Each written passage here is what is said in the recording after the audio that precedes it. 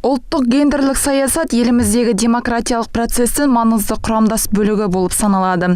Мемлекет басшысы бекіткен гендерлік теңдік стратегиясы негізінен ерлер мен әйелдердің теңдігіне қол жеткізу мақсатындағы билік пен қоғамның өзара тиімді әрекет етуіне бағытталған. Соған сәйкес гендерлік саясатты қолдау мақсатында Петропавл қаласында әйелдер көшбасшылығы мектебі ашылды. Шараға өңіріміздің барлық саясаткер әйелдер қауымы атсалысты.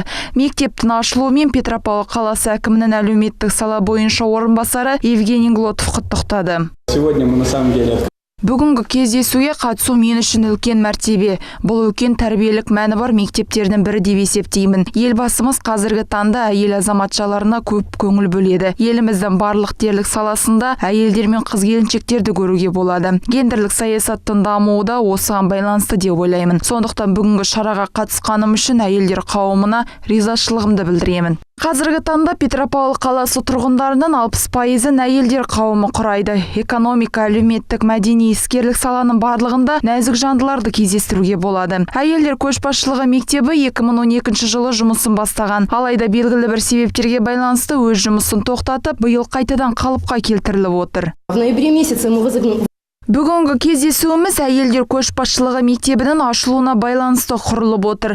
Бұл мектеп 4 жылдан бері жұмыс атқарып келеді. Аудандар мен қаламызды қосқанда 2000-нан астам тыңдаушыларымыз бар. Ең басты мақсатымыз әйел азаматшаларының өмірлік позициясын дамыту. 2012-2013 жылдары мектеп жұмыс істеген болатын. Алайда бір жылдай жұмыстары бір себептермен тоқталып қалды. Осы жылы қайтадан өз жұмысын бастап отыр. Сонымен қатар кездесу барысында аналар кеңесінің төрағасы Күлімкөз Смайылова әйелдер көшбасшылығы мектебінің жұмысы жайлы талқылап берді. Жиынға қатысушылар өз пікірлерін білдіріп, ойларын ортаға салды.